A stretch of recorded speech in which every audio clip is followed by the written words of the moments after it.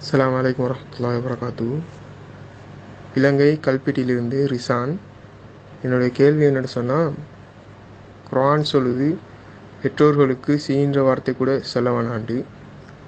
ஆனால் பெற்றோர் எங்களுக்கு ஒரு துன்புறுத்தலாகவே இருக்கிறாங்க. பிள்ளை இது எங்கள் பிள்ளைன்னு சொல்லி எங்களுக்கு பிள்ளைன்ற மறுவாதி கூட தர்றாங்க இல்லை. அப்படியாப்பட்ட பெற்றோருக்கும் தன்னுடைய மானம் கூட அவங்களுக்கு போக வேண்டிய நிலைமை வருது. அப்படியாப்பட்ட பெற்றோருக்கு கூட நாங்கள் படிஞ்சு தான் போகணுமா? இலங்கையிலிருந்து ரிசான் என்ற சகோதரர் கேட்குறாரு, பெற்றோர்கள் அநியாயம் செய்தாலும் கூட அவர்களை மதிக்க வேண்டுமா? அவங்க நம்மளை மதிக்க மாட்டேங்கிறாங்க, நம்மளை அவமானப்படுத்துகிறாங்க, நமக்கு மதிப்பு கொடுக்கறது இல்லை, பொது இடத்துல வச்சு நம்மளை இழிவுபடுத்திடுறாங்க. இந்த மாதிரியெல்லாம் நம்ம பெற்றோர்களை நம்ம இடத்துல நடந்து கொள்வார்கள்னு சொன்னால், அப்பவும் அவங்கள மதித்து அவங்கள கண்ணியமாக நடத்தணுன்ற நமக்கு சட்டம் இருக்குதா? அல்லது சரிக்கு சரியா அவங்களும் வரம்பு மீறிட்டாங்க, நானும் வரம்பு மீறுறேன் என்கிற மாதிரி நடக்கலாமா என்கிறது தான் இந்த கேள்வியுடைய சாராம்சம். அந்த கேள்வியை பாருங்க. இதில் பொதுவாக ஒரு மனிதனுக்கு இன்னொரு மனிதனுக்கு மத்தியில் பிரச்சனைகள் வரும் பொழுது அவன் நம்மிடத்தில் வரம்பு மீறினால் நம்ம இறங்கி கீழே கும்பிட்டு போக வேண்டிய அவசியம் கிடையாது. இஸ்லாத்தில் யார் வரம்பு மீறுறாங்களோ அதே அளவுக்கு நம்மளும் வரம்பு மீற அனுமதி கட்டாயம் கிடையாது. மீறினால் குற்றம் கிடையாது, மன்னிச்சு விட்டுட்டா சிறந்தது அப்படிங்கிறது மார்க்கத்தில் நமக்கு அனுமதிக்கப்பட்ட ஒரு விஷயம். அப்போ வரம்பு மீறின விஷயத்தில் விரும்பினால் பெருந்தன்மையாக நம்ம நடந்து கொள்ளலாம். சும்மா போகவங்களை தள்ளி விட்டு போயிட்டான் விளையாட்டாக, நீங்கள் அவனை போய் தள்ளி விடலாம். ஏன்? அவன் செஞ்சதுக்கு பதில். இப்படி செஞ்சால் என் மீது குற்றம் வருமானா வராது. ஏன்னு கேட்டால், நீ செஞ்ச, நான் அதுக்கு பதில் அடி கொடுத்தேன். நீ செஞ்சதுக்கு கணக்கு நான் தீர்க்கிறேன். கணக்கு அதே கூடிடக்கூடாது. அவன் ஒரு கை வெட்டினா நான் 2 கை வெட்டக்கூடாது. அதுபோக இந்த பல்ல உடைக்கிறது, மூக்கு உடைக்கிறது, அந்த மாதிரி விஷயங்களில் செஞ்சான்னு சொன்னால் அதை பழி தீர்க்கிறது தனி நபருக்கு கொடுக்கப்படலை, கவர்மெண்ட்டு கொடுக்கப்பட்டிருக்கு, அரசாங்கத்துக்கு. என்னுடைய இந்த பல்ல உடைச்சிட்டான் அப்படின்னு புகார் கொடுத்தோம்னு சொன்னால், இஸ்லாமிய அரசாங்கம் இருந்தால் அதை சரியான முறையில் தாமதம் இல்லாமல் விசாரித்து உண்மை என்று தெரிய வந்தால் அரசாங்கம் அதே பல்ல அவனுக்கு உடைக்கும். என்னுடைய கட்ட விரலை ஒருத்தர் வெட்டினான்னு சொன்னால் நான் போய் அவன் கட்ட விரலை வெட்டக்கூடாது. அரசாங்கம் அதுக்கு என்ன செய்யும்? பொறுப்பேற்றுக்கொண்டு அரசாங்கம் வெட்டும்போது அந்த வன்முறை தொடராது, கலவரங்கள் தொடராது. நானே போய் வெட்டணும்னு சொன்னால் அவன் குடும்பத்தை என்னை வெட்டுவான். இப்படியே அது சங்கிலி தொடராக போய்கொண்டே இருக்கும். அந்த பழி தீர்த்தல் என்பது குற்றவியல் சட்டம் சம்பந்தமாக இருக்கும் என்று சொன்னால் அரசாங்கம் பார்த்துக்கொள்ளும். சும்மா வாயினால் பேசி கொடுத்துட்டு அடி தள்ளு முள்ளு இந்த மாதிரி சாதாரண பெட்டி கேஸ் லெவலுக்கு இருக்கும் என்று சொன்னால் நம்மளே என்ன செஞ்சிடலாம், ஒரு அடி அடித்தா நம்ம ஒரு அடி அடிச்சுட்டு வந்துடலாம். அந்த மாதிரி கணக்கு தீர்க்கிறது மார்க்கத்தில் இருக்கிறது. இது யார் நமக்கு அநியாயம் செஞ்சாலும் இப்படி செய்யலாம். ஆனால் பெற்றோர் என்பது இந்த கணக்கில் வருமானா வராது. அதான் வழங்கிக்கணும். பெற்றோர்கள் என்பவர்கள் அவர்கள் தான் அவங்களுக்கு ஜீவநாடி. அவங்களால் தான் நீங்கள் வளர்க்கப்பட்டீர்கள். அவங்க இன்றைக்கு நீங்கள் வளர்ந்து ரெக்க முளைச்ச உடனே, உங்களுக்கு ஒரு மனைவி மக்கள் வந்த உடனே அவர்கள் உங்களுக்கு சுமையாக தெரிகிறார்கள். சில விஷயங்களை அவர்கள் வயசுக்கு தகுந்தவாறு, அவர்கள் காலத்துடைய அந்த கலாச்சாரத்துக்கு தகுந்தவாறு எதையாவது சொல்வார்கள். அது இந்த காலத்துக்கு பொருந்தாததாக கூட, ஒரு தவறானதாக கூட இருக்கலாம். அந்த தவறாக சொன்னார்கள் சொன்னால் அந்த தவறான விஷயங்களை கேட்காம நீங்கள் இருக்கலாம். அவங்க சொன்னதுக்காக நீங்கள் தப்பை செய்யக்கூடாது. அதே நேரத்தில் இப்படி சொன்னதுக்காக உங்களை வெறுக்கலாமான்னு கேட்டால், பாய்க்கலாமான்னு கேட்டால், இன்னையோட உனக்கு எனக்கு பேச்சு இல்லைன்னு சொல்லலாமான்னு கேட்டால், அல்ல அவங்க செய்கிற உதவிகளை நிறுத்தினால் அது மார்க்கத்தில் கூடுமானா கூடவே கூடாது. பெற்றோர் உங்களுக்கு ஈக்குவலான ஆட்கள் கிடையாது. சமமாக நின்றுக்கிட்டு நீ என்னை திட்டினா நானும் உன்னை திட்டினேங்கிற அளவுக்கு உள்ள ஆட்கள் கிடையாது. இதை பற்றி திருக்குர்ஆன் ரொம்ப இன்னும் சொல்லப்போனால் இந்த பிரச்சனைகள் வரும்போது தான் இந்த மாதிரிலாம் பெற்றோருக்கு எதிராலாம் பேசுவான். சந்தோஷமாக இருக்கும்போது போய் தாயை கொண்டு சீண்டு சொல்லுவான். கோவம் வரும்போது தான் சொல்லுவான். அந்த கோவம் வரும்போது சொல்லக்கூடாது தான் மார்க்கத்து கட்டளையே. மார்க்கம் என்ன சொல்லுதுன்னு கேட்டால், இப்போ அது குறித்த சில வசனங்கள் இங்கே பாருங்கள், அதில் உங்களுக்கு விளங்கிக்கணும். 17வது அத்தியாயம் 23, 24 வசனங்கள். ஒகலா ரப்புக்கு அல்லா தாபுது இல்லா ஈயாகு, தன்னை தவிர வேறு யாரையும் வணங்கக்கூடாது என்று உமது இறைவன் உத்தரவிடுகிறான். நபிகள் நாயகத்தை நோக்கி, நம்மளை நோக்கி இறைவன் சொல்லுகிறான், அல்லாவை தவிர நீங்கள் யாரையும் வணங்கக்கூடாது. இது ஒரு ஃபர்ஸ்ட் கட்டளை. 2வது கட்டளை, ஒபில் வாலிதைன் எஹசானா, பெற்றோருக்கு நல்லுபகாரம் செய்யுங்கள், நல்லுதவி புரியுங்கள் அப்படின்னு இறைவன் உங்களுக்கு கட்டளை இடுகிறான். இது ஜென்ரலா ஒரு கட்டளை. அதை விவரமாகவும் சொல்லுகிறான். அதை தொடர்ந்து இந்த வசனங்கள்ல வருகிறது. இம்மா எவ்வளவுகன்ன இந்த கிபர அஹதுகுமா அவ் கிலாகுமா, உன்னிடத்தில உன் பெற்றோர்ல 2 பேருமோ அல்லது 2 பேர்ல ஒரு ஆளோ முதுமை அடைந்து விட்டால், உன்கிட்ட இருக்கும் பொழுது உன் தாயோ தந்தையோ 2 பேருமோ ஒரு வயசான காலத்தை அடைந்து விட்டார்கள் சொன்னா, வலா தகுல்லஹுமா உஃபின், அவங்கள சீ என்று சொல்லிடாது. சீன்று கூட சொல்லிடக்கூடாது. அடிக்கலாமா, உதைக்கலாமா, விரட்டு அடிக்கலாமா, முதியோர் இல்லத்தில் சேர்க்கலாமாங்கிற பயங்கரமான விஷயம். இது சின்ன ஒரு விஷயம், சீ என்று சொல்வது. அதுவும் சொல்லக்கூடாது. ஒலா தகுல்லஹுமா உஃபின், அவர்களை சீ என்று சொல்லாத. ஒலா தன்ஹர்ஹுமா, அவங்கள விரட்டாத. ஓ குல்லஹுமா கவுலன் கரீமா, மரியாதையான சொல்லை அவர்களுக்கு சொல்லு. பெற்றோர்கள் முதுமை அடைந்து விட்டார்கள் என்று சொன்னா சீ சொல்லக்கூடாது, விரட்டக்கூடாது, கண்ணியமான மரியாதையான சொல்லை சொல்லுங்கள். அது மாத்திரம் இல்லாம நீங்க ஈக்குவலா நிக்க கூடாதுங்கிற அதையும் சொல்றான்ல. வஃபில் லஹுமா ஜனாஹ துல்லி, இழிவு என்னும் சிறகை அவர்களுக்கு நீ தாழ்த்து. மினர் ரஹ்மதி, இரக்கத்தின் காரணமாக, அன்பின் காரணமாக நீ உன்னைய தாழ்த்திக்க. அவங்க முன்னாடி, அவங்க மேலே நீ கீழே. அவர்கள் தான் நீ உருவாவதற்கு தாய் தந்தை தான் காரணமாக இருந்தார்கள். அப்போ லஹுமா ஜனாஹ துல்லி மினர் ரஹ்மா, ரஹ்மத்தின் இரக்கத்தின் காரணமாக இழிவு என்னும் சிறகை தாழ்த்து. இழிவுன்னா உன்னை தாழ்த்திக்க, அதை சிறகடிச்சு பறக்காத, அப்படி டவுனா போயிரு, கீழே போயிரு, அவங்க மேல இருக்கட்டும் என்று இறைவன் சொல்லுகிறான். மேலும் சொல்கிறான், குல், நீ கேளு, சொல்லு, ரப்பி என் இறைவா, இரஹம்ஹுமா, அந்த 2 பேருக்கும் நீ அருள் புரிவாயாக, கமா ரப்பயானி சகீரா, நான் சிறுவனாக இருக்கும் பொழுது என்னை எப்படி வளர்த்தார்களோ அந்த மாதிரி நீ அவங்களுக்கு இறக்கம் செய்வாயாக. அப்ப நம்மளை சின்ன வயசுல வளர்த்த நினைத்து பார்த்து அவங்க நீங்க தள்ளாத வயசுல கஷ்டப்படுறாங்களே இறைவா, அவங்களுக்கு நீ அருள் செய்யி, அவங்களுடைய சிரமத்தை குறைச்சிருன்னு சொல்லி இறைவன்ட்டு நீங்க பிரார்த்தனை செய்யுங்கன்னு சொல்லி பெற்றோரை கவனிக்கிறத இறை வணக்கத்திற்கு அடுத்ததாக எல்லாம் சொல்றோம். அல்லாஹ்வை தவிர யாரையும் வணங்கக்கூடாது ஃபர்ஸ்ட் கட்டளை. அடுத்த கட்டளை பெற்றோரை நல்ல விதமாக நடத்துங்கள், கெட்ட விதமா நடத்தாதீங்க, ஈக்குவலா நினைக்காதீங்க. நீ என்னை கேவலப்படுத்த, நான் உன்னை கேவலப்படுத்த, 2 பேரும் சமமா? நீங்க பணிஞ்சிறன, எவ்வளவுதான் உங்களுக்கு ஆத்திரம் வந்தாலும் சரி, இது என் அம்மா, இது என்னுடைய தகப்பன், இவங்கள்ட்ட நான் ஈக்குவலா போட்டி போடக்கூடாது. இவன் தான் மனுஷன், வணங்குதா? இதை நாளைக்கு உங்க புள்ள கூட போடுவாங்க, நினைக்கிறங்க. இதை பார்த்து பாடம் படிச்சு உங்க புள்ள உங்கள்ட்ட மாதிரி நடப்பான், நாளைக்கு உங்களுக்கு கூட இது நல்லது இல்லை. இதை விளங்கிக்கிறணும். அதே மாதிரி 29வது அத்தியாயத்தில் 8வது வசனத்தில் இறைவன் சொல்கிறான், வசைனல் இன்சானபி வாலிதே ஹுஸ்னா, மனிதன் பெற்றோருக்கு நல்லுதவி செய்யுமாறு நாம வலியுறுத்துகிறோம். ஒயின் ஜாகதாக்க, அவர்கள் உன்னை வலியுறுத்தினால், அன் துஷ்ரி கபி மாலை சில கபி இல்முன், அறிவு இல்லாம எனக்கு இணை கற்பிக்குமாறு உன் பெற்றோர் வற்புறுத்துறாங்க. இந்த கல்லை கும்பிடு, இந்த மண்ணை கும்பிடு, இந்த தர்காவுக்கு போயிட்டு வா என்று உங்கள் பெற்றோர்கள் அல்லாவுடைய இடத்துல வேற ஆளை வைக்கிற மாதிரி கல்லையோ மண்ணையோ மரத்தையோ சூரியனையோ சந்திரனையோ செத்தவனையோ உசுரோடு உள்ளவனையோ வைக்கிற மாதிரி அவங்க அவங்களை கட்டாயப்படுத்தினால் ஃபலா துதியுகுமா, அதுல கேட்காதீங்க, அந்த ஒரு விஷயத்துல கேட்காதீங்க. இளைய மறுஜிவுக்கும், என்னிடத்தில் நீங்க திரும்பி வர வேண்டி இருக்கிறது, அதனால அழகான முறையில் நடந்துக்கிறங்க. அவங்க தப்பு செஞ்சாங்கன்னு சொன்னா, தப்பானதுக்கு உத்தரவிட்டார்கள் சொன்னா பெற்றோர் கட்டுப்படக்கூடாது, கவனிக்கிறது விட்டுறக்கூடாது. உங்களுடைய ஒருத்தருடைய தகப்பனார் முடா குடியரா இருக்கிறார், பிள்ளைகிட்ட போய் நீ போய் ஒரு சாராய கடையில் டாஸ்மாகில் போய் வாங்கிட்டு வாங்குறாரு, வாங்க மாட்டேன்றணும். இது வாங்கி தர மாட்டேன், சாப்பாடு வாங்கிக்கலும் வாங்கி தர்றேன், நல்லது வாங்கிக்கலும் வாங்கி தர்றேன். கெட்டதை கட்டளையிட்டார்கள் சொன்னா பெற்றோருக்கு அப்ப மீறலாம். மீறுறதுனால அவருக்கு செய்ய வேண்டிய மற்ற உதவிகள் நிப்பாட்டக்கூடாது. இப்படிங்கிற ஒரு கருத்துப்பட இந்த ஒரு வசனம் 29:8 சொல்லப்படுகிறது. 31:15 31வது அத்தியாயம் 14-15 அந்த 2 வசனங்களையும் வரிசையாக சொல்லப்படுகிறது. வசைனல் இன்சான பிவாலிதைஹி, மனிதனுக்கு நம்ம வலியுறுத்துகிறோம், பெற்றோர்கள் விஷயத்துல நல்லபடியாக நடக்கும்படி நாம் வலியுறுத்துகிறோம். ஹமலத்து உம்முஹு, அவனுடைய தாய் அவனை சுமந்தாள், வஹனன் அலா வஹனின், சிரமத்திற்கு மேல் சிரமப்பட்டு, சும்மா சுமக்கல, உன் வயிற்றில் அவள் சுமக்கும் பொழுது கஷ்டத்துக்கு மேல் கஷ்டப்பட்டு உன்னை அவள் சுமந்திருக்கிறாள்.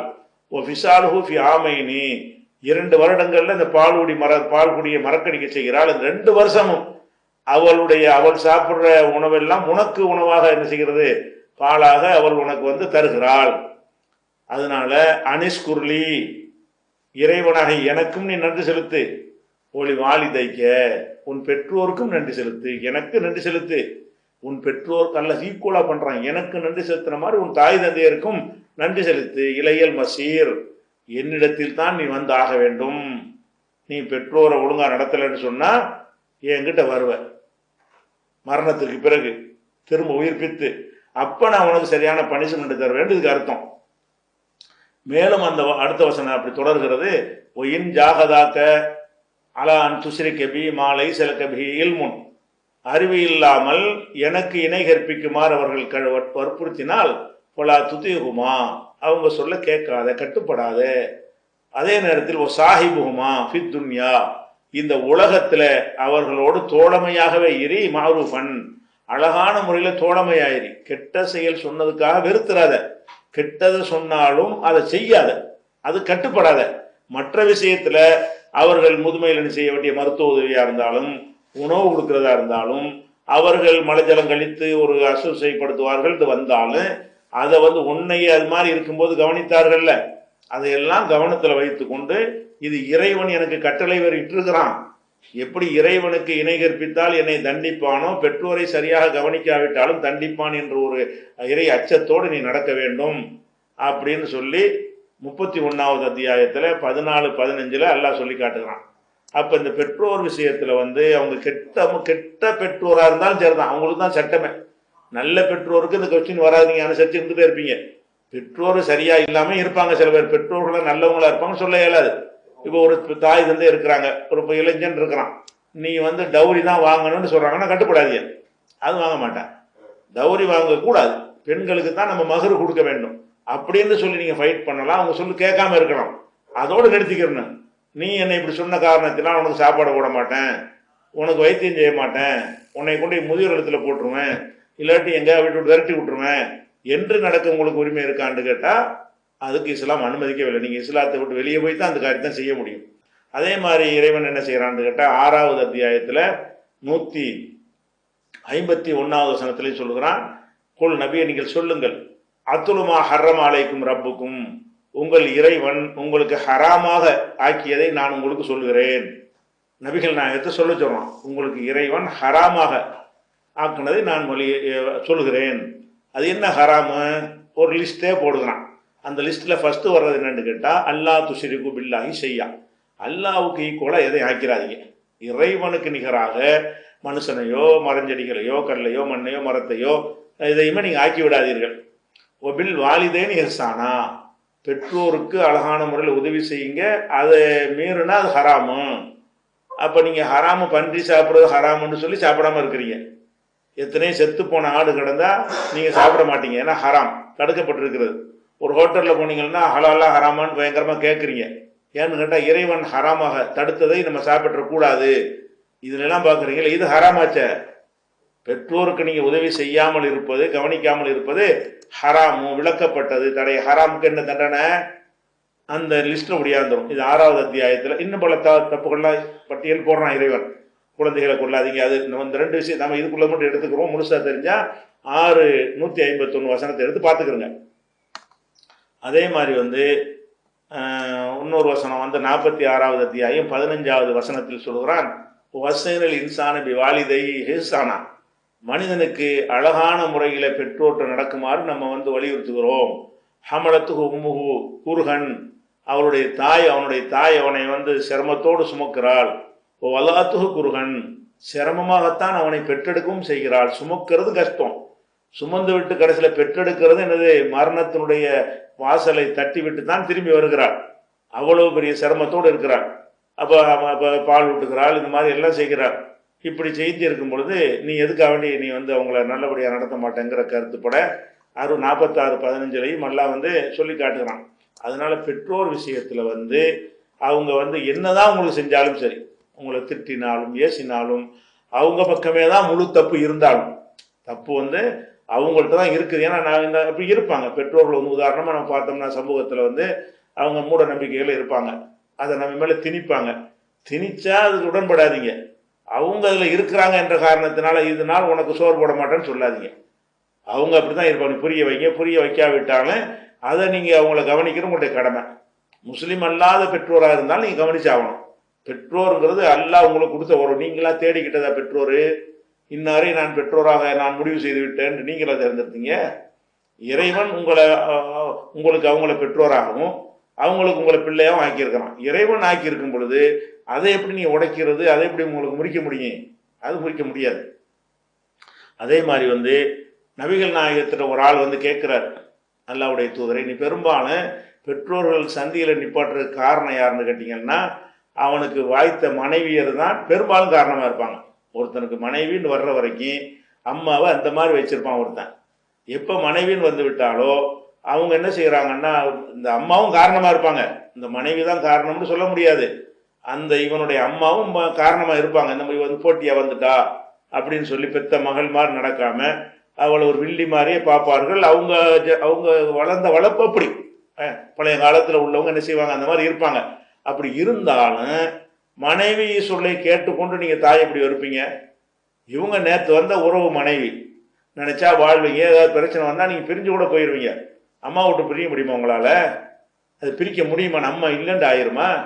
அப்போ இந்த பெரும்பாலும் இந்த வர்ற இந்த கோளாறுலாம் எங்கே வரும்னு கேட்டால், ஒரு மருமகள் வீட்டுக்கு வந்த பிறகு அந்த மருமகள் என்ன செய்யணும், நாளைக்கு நம்மளை இந்த மாதிரி நம்ம பிள்ளை நடத்துவாங்கிறத உணர வேண்டும். நம்ம இந்த மாதிரி நம்ம மாமியாரை நடத்தினால் நமக்கு என்ன செய்யும், நம்ம பையனுக்கு ஒரு கல்யாணம் பண்ணி வைக்கும் பொழுது அந்த பொம்பளை நம்மளை எப்படி நடத்துவாள் அப்படிங்க நடத்தினாலும் நம்ம பையனுக்கு தப்பாக தெரியாது அப்படின்னு நீங்கள் மருமகளாக இருக்கிறவங்க விளங்கணும். அதை எப்படி விளங்கணும்னு கேட்டால், அதுக்கு குர்ஆன் நபிகள் நாயகத்தை கேட்குறாங்க, அல்லாஹ்வுடைய தூதரை, நான் ரொம்ப தோழமை கொள்வதற்கு மனிதர்கள்லையே நான் யாரோடு ஃபஸ்ட்டு தோழமையாக இருக்கணும்? மனிதனுக்கு ஆயிரக்கணக்கான நட்பு, சொந்தம், பந்தம், நூற்றுக்கணக்கான விஷயங்கள் தொடர்புகள் இருக்கும். தலைவராக இருப்பாங்க, நண்பராக இருப்பாங்க, முதலாளியாக இருப்பாங்க, ஒரு இப்பத்தினே பொறுப்புகள் உங்களுக்கு மத்தியில் இருக்கும். வேற உறவு, அண்ணன் தம்பி, மாமா மச்சான், நிறைய உறவுகள் இருப்பாங்க. எல்லாத்திலையும் உங்களுக்கு தோழமை கொள்வதற்கு ரொம்ப தகுதியானவர் யார் என்று நபிகள் ஐயோ யார சொல்லலாம், மண் அஹக்குன் நாசி ஹுஸ்னி சஹாபத்தி, நான் அழகாக தோழமை கொள்வதற்கு மனிதர்களில் யாரு முதலிடம் அப்படின்னு கேட்கும் பொழுது நபிகள் நாயகம் சொல்றாங்க, உம்முக்க, உன்னுடைய தாய். சரி, தாய் ரசூலுல்லாஹ் நபிகள் நாயகம் சொல்லிட்டாங்க. அடுத்து யாரை சொல்றாங்க பாப்போம்னு சொல்லி அவர் அப்புறம் கேட்கிறாரு, சும்மா மண், அடுத்து யாரு? அப்ப நபிகள் நாயகம் சொல்றாங்க, உம்முக்க, சும்மா உம்முக்க, அப்புறம் உங்க அம்மா தாங்கிறாங்க. முதல்ல அம்மாட்டாங்க, ரெண்டாவது யாரு? ரெண்டாவது கிடையாது, சும்மா உம்முக்க, அப்புறமும் உங்க அம்மா தான். அப்ப மறுபடியும் கேட்கிறாரு, சரி ரெண்டாவது இருக்கட்டும். மூணாவது கேட்கிறாரு, சும்மா மண், அப்புறம் யாரு? சும்மா உம்முக்க, அப்புறம் உங்க அம்மா தான். அப்ப நாலாவது கேட்கும்போது தான் சொன்னாங்க, சும்மா அபூக்க, அப்புறம் தகப்பனாரு. தாய்க்கு அடுத்து கூட தாப்பம் கிடையாது. தாய் ஃபர்ஸ்ட், மறுபடியும் ஃபர்ஸ்ட், மறுபடியும் ஃபர்ஸ்ட், அதுக்கப்புறம் தகப்பனாரு. அப்ப இந்த மாதிரி தாயா தந்தையான்னு வரும்னு சொன்னா தாயின் பக்கம் நிக்கணும், தாய்க்கு துணையாக நிற்க வேண்டும் என்பது இதுல இருந்து நமக்கு சொல்லி தரப்படுகிறது. அப்ப இந்த உலகத்திலேயே தாயை நேசிக்கணும் என்று சொன்னால் அது என்ன காரணத்துக்கு நீங்க பகைக்க போறீங்க? அவங்கள எப்படி என்னைய மானத்தை போய்கிட்டா, மரியாதை போய்கிட்டானா உங்களை பேசுற மாதிரி வளர்த்து விட்டவங்க தானே. இந்த மாதிரி கஷ்டப்பட்டு சிரமப்பட்டு உங்களை வளர்த்தது யாரு? அவங்க தான். அதே இது புகாரியில 5971வது ஹதீஸில் இருக்கிறது. எடுத்து மொழிபெயர்ப்பு நடத்தீங்களே, படித்து மனசில் உள்வாங்கி கொள்ள வேண்டும். அடுத்ததாக முஸ்லீம்ங்கிற நூலில் வரக்கூடிய ஒரு ஹதீஸ் என்னன்னு கேட்டால், நபிகள் நாயகத்துக்கு ஒரு ஆள் வர்றார். அல்லாஹ்வுடைய தூதரே, நான் ஹிஜ்ரத்தும் ஜிஹாதும் செய்ய விரும்புகிறேன். ஹிஜ்ரத் என்று சொன்னால் ஒரு நாட்டில் வாழ முடியாத, இஸ்லாமியர்களாக வாழ முடியாது என்ற நிலை ஏற்படும் பொழுது அங்கே இருந்தால் நம்ம இஸ்லாத்தை விடுற அளவுக்கு நம்மளை டார்ச்சர் பண்ணிவிடுவாங்க அப்படின்னு நினைத்தால், சொத்து பத்து, சொந்தம் பந்தம், வீடு வாசல்லாம் துறந்து விட்டு இன்னொரு நாட்டுக்கு போகிறதுக்கு பேர் தான் ஹிஜ்ரத்துன்னு இஸ்லாத்தில் பேர். நபிகள் நாயகமே அப்படி தான் மக்கா விட்டுட்டு மதீனாவுக்கு போனாங்க. அவங்களுடைய தோழர்கள் பலரும் மக்காவில் வாழ முடியாமல் மதீனாவுக்கு போனாங்க. எதுக்காக போனாங்க? இந்த கொள்கையை காப்பாற்றிக்கிறதுக்கு இந்த ஊரில் இருந்தால் முடியாது, அவங்க சொல்கிறபடி நடக்கணும்னு நம்மளை வற்புறுத்துவாங்க, நம்மளுக்கு தாங்க முடியாது என்று சொல்லி தான் ஹிஜ்ரத் பெரிய ஒரு கொள்கைக்காக செய்கிற ஒரு தியாகம். இதை நான் செய்ய விரும்புகிறேன் அப்படின்னு கேட்குறாரு. அதுக்கப்புறம் ஒரு ஜிஹாத். நமக்கு எதிராக படை திரட்டி யாராவது வருவார்கள்னு சொன்னால் நான் அந்த படையில் பங்கேற்று அறப்போர் செய்வதற்கு, புனித போர் செய்வதற்கு உங்கள்கிட்ட நான் உறுதிமொழி தருகிறேன். நபிகள் நாயகத்திட்ட வந்து ஹிஜ்ரத்து செய்ய தேவைப்பட்டால் அதுக்கும் நான் தயார். ஜிஹாது செய்யறதுக்கு போருக்கு வாங்கன்னு கூப்பிட்டீங்கன்னு சொன்னால் நான் அதுக்கும் வரதுக்கு தயார். போருக்குன்னா ஒரு நாடு நமக்கு எதிராக போர் படை திரட்டி வரும் பொழுது நானும் படை வீரர்கள்னா இப்போ இராணுவம்னு வச்சுக்கிற மாட்டாங்க. நபிகள் நாயகர் தான் இராணுவத்தை வைத்துக் கொள்ளாத ஒரே சக்கரவர்த்தியாக இருந்தாங்க. போர்னு வந்து அறிவிப்பாங்க, மக்கள்லாம் வந்துடுவாங்க, அவங்களும் தலைமை தாங்கிட்டு போவாங்க. அது மாதிரி உறுதிமொழி கொடுக்குறாரு ஒரு ஆள்.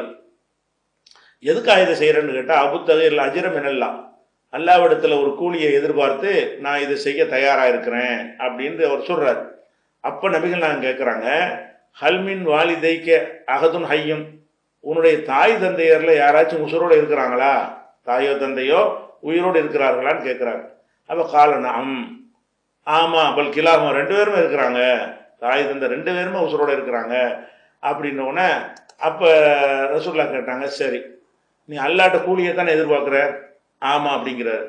அப்போ ஃபர்ஜி, நீ போ, இல்லை வாலிதைக்க, உன்னுடைய பெற்றோர்கிட்ட போய் ஃபஹசின் சுஹபத்தகுமா, அவங்களுடைய தோழமை அழகுபடுத்து, அழகான முறையில் அவங்கள்ட்ட தோழமை கொள்ளு. அப்போ ஜிஹாது செய்கிறேன், ஹிஜ்ரத்து செய்கிறேங்கிற ஒரு பெரிய தியாகத்துக்கு தன்னை உட்படுத்தி கொண்டு வருகிறாரு. தாய் தந்தையை ஒழுங்காக நடக்கிறியா, இருக்காங்களா, உசுரோடு இருக்கிறாங்களா, போ அங்கே போ, அவங்களுக்கு செய்கிற கடமை அழகான முறையில் செய் அப்படிங்கிறத வந்து ரசூல் ஸல்லல்லாஹு அலைஹி வஸல்லம் சொல்கிறாங்கன்னு பார்க்குறோம். எவ்வளோ முக்கியத்துவம் கொடுக்கப்படுது பெற்றோருக்கு. இதை வழங்கி இருந்தால் முதியோர்கள்லாம் வந்திருக்குமா? முதியோர் உள்ளவர்கள்லாம் யார்? பிள்ளைகளால் கைவிடப்பட்டவங்க தானே. இதை நம்ம வழங்கணும். அதே மாதிரி வந்து இதே கருத்துப்படி புகாரில் 3004வது ஹதீஸ்லையும் இருக்கிறது. புகாரில் 3004வது ஹதீஸில் இதே மாதிரி ஒருத்தர் வந்து கேட்டார் இல்லையா, அப்போ நபிகள் நாயகம் வந்து உங்கள் தாய் தந்தருக்கு பணிவிடை செய்யி என்று சொன்ன விஷயத்தை, அது புகாரில் 4004வது ஹதீஸ் நம்பர் நீங்கள் பார்த்து அதையும் தெரிஞ்சு கொள்ளலாம். அடுத்தது வந்து நபிகள் நாயகம் என்ன செஞ்சாங்கன்னா, ஒரு நாள் சொல்கிறாங்க, ஒருத்தன் நாசமாக போய்விட்டான். அதாவது அரபியில் வந்து மூக்கு மண்ணா போகுதுன்னு சொல்லுவாங்க.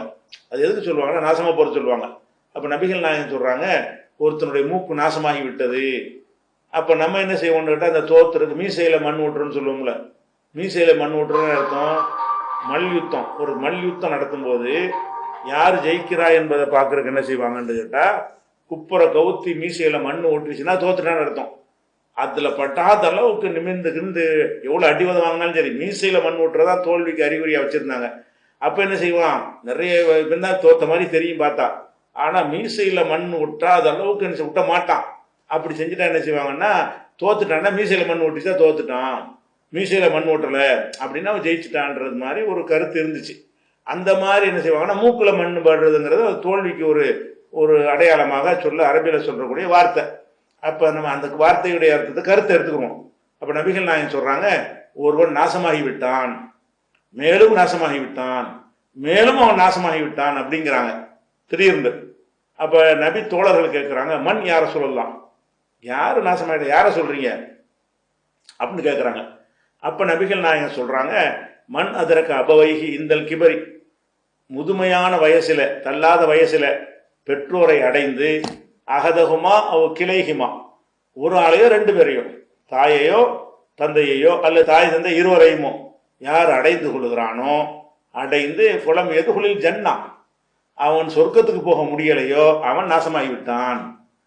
தாய் தந்தையரை முழுமையில் அடைந்து விட்டால் அவர்களை கவனிக்கிறத சொர்க்கத்தில் சேர்த்தணும்.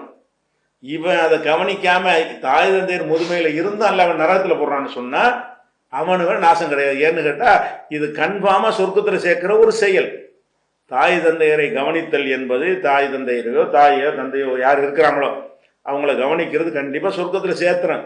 ஒருத்தனுக்கு தாய் தந்தையரும் இருந்து கடைசியில் மறுமை நாளில் நரகத்துக்கு எல்லாம் தள்ளுறானே, இவன் தான் நாசம். இவ்வளோ பெரிய வாய்ப்பு இருந்து நாசமாக்கிட்டானே. தாய் தந்தையர் முதுமையில் கிடைக்கிறது போய் பாக்கியம்ல. உன்னை வளர்த்துக்கு நன்றி கடன் செய்யறது விட வாய்ப்புன்னு இருக்கு. உன்னை வளர்த்து ஆளாக்குனதுக்கு அவங்க முதுமையில் ஒன் பொறுப்பில் இருந்தார்கள் என்று சொன்னால் இதுக்கு நிகரான ஒரு வாய்ப்பு உனக்கு கிடைக்காது. அந்த வாய்ப்பை கூட நீ வந்து பெற்றும் கூட உனக்கு சொர்க்கத்துக்கு போக முடியவில்லை என்று சொன்னால் அப்படின்னா நீ சரியாக நடத்தலைன்னு சொன்னான். அப்போ வந்து நீ நாசமாக போயிட்டான் இவன் என்று நபிகள் நாயகம் அவர்கள் அதை சொல்லியிருக்கிறாங்க. இது முஸ்லீமில் வரக்கூடிய ஒரு ஹதீஸ். அதே மாதிரி என்ன செய்கிறாங்கன்னு கேட்டால் நபிகள் நாயகத்தோடு கேட்குறாரு, அல்லாஹ்வுக்கு ரொம்ப விருப்பமான காரியம் எது? அப்போ நபிகள் நாயகம் சொல்கிறாங்க, உரிய நேரத்தில் தொழுவது. சரி, அடுத்து என்ன கேட்குறாரு? பிர்ருல் வாலிதைன், பெற்றோருக்கு அழகான முறையில் நடத்துவது. அதுக்கப்புறம் அல்லாஹ்வின் பாதையில் ஜிஹாத் செய்வதுன்னு சொல்லி நபிகள் நாயகம் வந்து இப்படி சொல்கிறாங்க. அப்போ தொழுகைக்கு அடுத்தபடியாக நம்ம அடுத்த நிலையில் எது வைக்கப்படுதுன்னு கேட்டால் பெற்றோருக்கு உதவி செய்வதை நபிகள் நாயகம் வந்து சொல்லி காட்டுறாங்க. அதே மாதிரி வந்து இந்த பெற்றோருக்கு உதவி செய்கிற வலியுறுத்துற பக்கம் இருக்கட்டும், அதை சரியாக நீங்கள் செய்யலை என்று சொன்னால் பெரும் பாவங்கள்ன்ற ஒரு லிஸ்ட் இருக்குல்ல இஸ்லாத்தில். பெரும் பாவங்கள்னு ரசூல் ஸல்லல்லாஹு அலைஹி வஸல்லம் வந்து 5, 6, 7, 8, 10 ஒன்று சொல்லியிருக்கிறாங்க. அந்த சொன்னதில் ரெண்டாவதாக எதை சொல்லுவாங்கன்னு கேட்டால் இதுதான் சொல்லுவாங்க. எப்படி சொல்கிறாங்க? நபிகள் நாயகத்தில் ஒருத்தர் வந்து கேட்குறாரு, பெரும்பாவன்டா என்ன? அப்போ நபிகள் நாயகம் சொல்கிறாங்க, அல் இஸ்ராஃபு பில்லா, அல்லாஹ்வுக்கு நிகராக்குது. அல்லாஹ் உங்களை படைச்சிருக்கும் பொழுது கண்டதையும் அல்லாஹ்வுக்கு சமமாக நீங்கள் ஆக்குறது, அது ஃபஸ்ட்டு பெரும்பாவம். ஒக்குக்குள் வாலிதைனி, பெற்றோரை நோவினை தொல்லைப்படுத்துவது துன்பப்படுத்துவது ரெண்டாவது பெரும்பாவம். மூன்றாவது கொலை செய்வது, நாலாவது பொய் சாட்சி சொல்வது என்று இந்த ஹதீஸில் 4, வேற ஹதீஸில் இன்னும் சில கூடுதலாக சொல்லியிருக்கிறாங்க.